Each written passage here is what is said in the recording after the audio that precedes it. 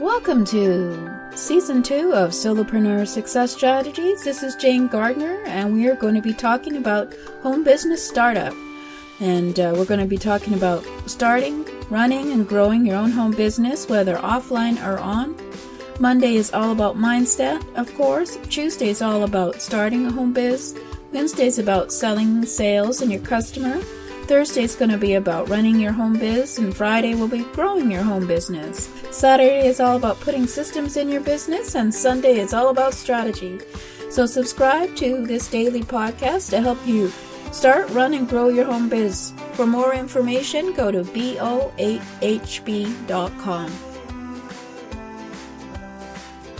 On last week's episode, we talked a lot about guerrilla marketing for your business and using free ways to market and grow your business on the internet or offline. And I'm going to go into a bit more detail on the online marketing possibilities today that have come up now that we have the internet. For whether you're an offline business or an online business, of course, you can do any of these ways of marketing. So if you're wanting to grow your business, of course, you want more customers, you want more leads, you want more engagement.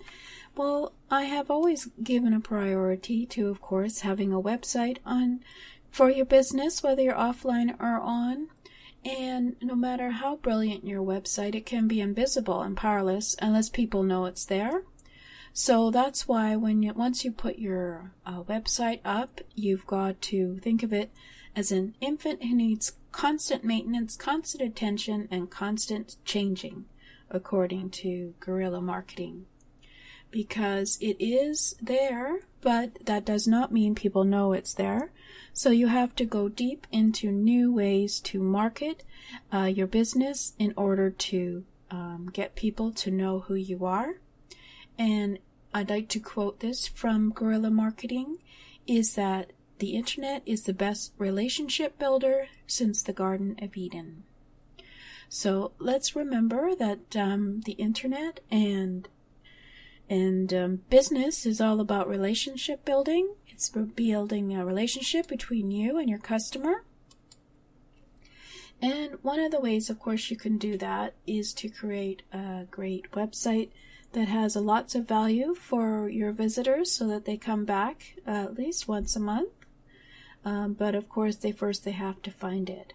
So you need to build some lists of people who are prospects, who may be customers, and that way you have a way to communicate them by sending out emails to them and communicating about your value and about your business.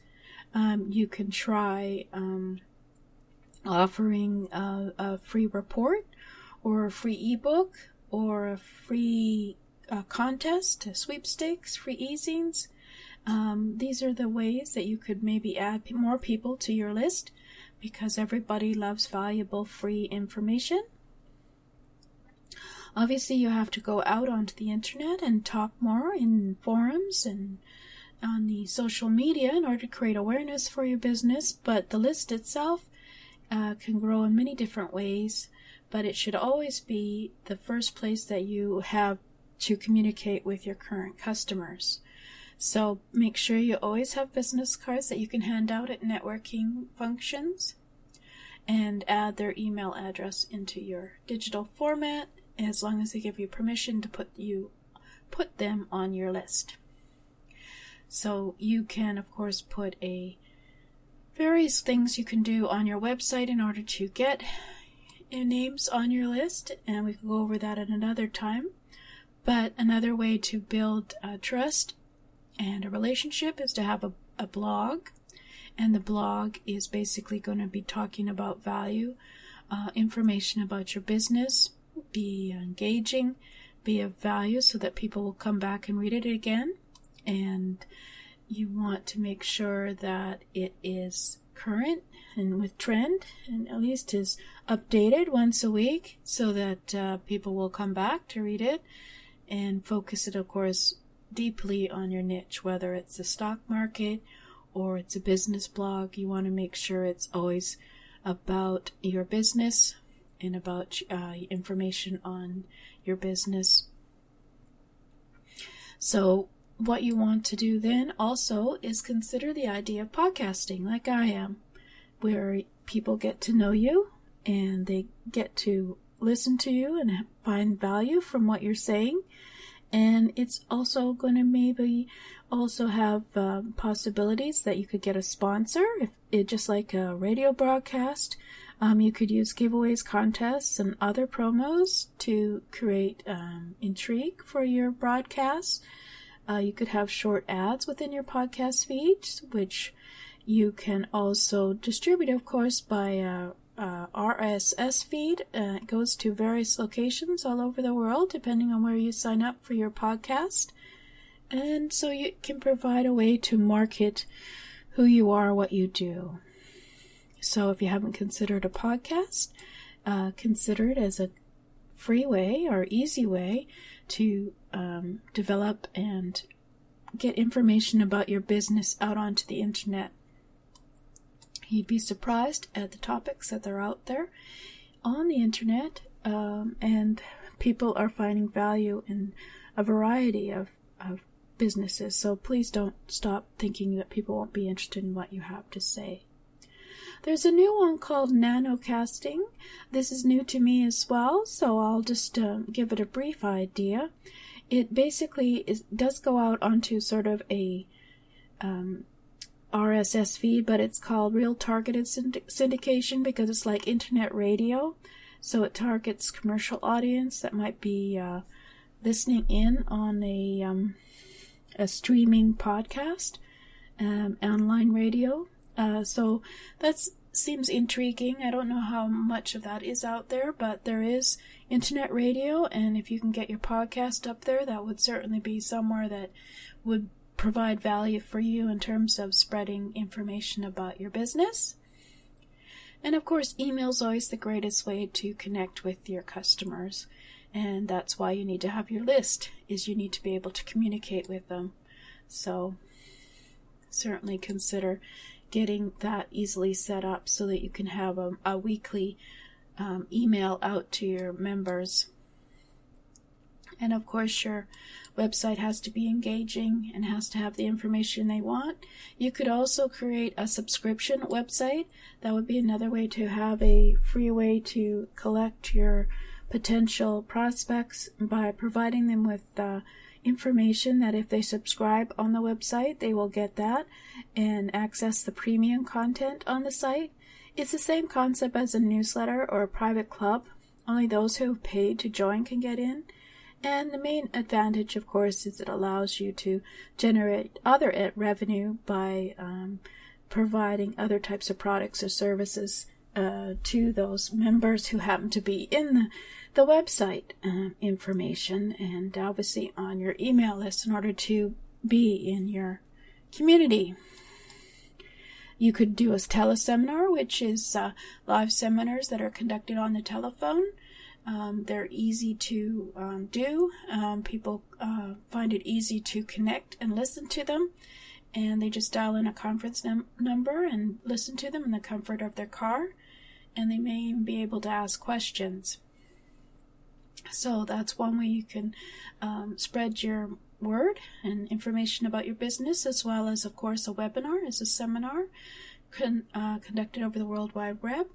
And it's one direction only. Usually they don't have it so that you can ask questions verbally. You can certainly ask questions in the chat box. And it's interactive, and they like it because you can give out valuable information in a simple, easy, convenient, and cost-effective manner. There's no travel, no out of office time. Obviously, you can deliver an online presentation with web text and PowerPoints along with voice. And you can present to a few people or a few thousand. And of course, then, as I mentioned before, there's RSS, which is Real Simple Syndication, which is a web feed format used for web syndication. I use it for my podcast. My podcast goes through an RSS feed to at least, I think, 14 different venues, whether it's Twitter, Facebook, or YouTube, and it does it automatically, and it is very useful to spread the information about my business. You can also create an ebook, a digital version of a book, and of course in that provide value as well as links and information on your business. And of course, people have to sign up to get it for free. You can do automated marketing. You could obviously set up a shopping cart and have it so that people can, once they buy through the shopping cart, they can download the special reports or courses or free trials the minute they put their name and email address in there. And then you've got them on an address, you've got them on a list so that you can market to them later. And of course, a simple way to market is search engines, is making sure that your website is optimized for the search engine so that when someone searches for a topic, which is a keyword that you're using on your website will pop up in Google search or Yahoo search or wherever. So that's one of the new ways, you might say, people are marketing to others. And of course a landing page, which would give a lot of information that might lead to an eventual sale on your website, and it has it so that you can actually close a sale on the landing page through your shopping cart and a payment button. So those are various ways that you can market your business on the internet now. Thank you. Well, I hope that will give you some ideas to implement in your own business. And if you want more, go to boahb.com and subscribe.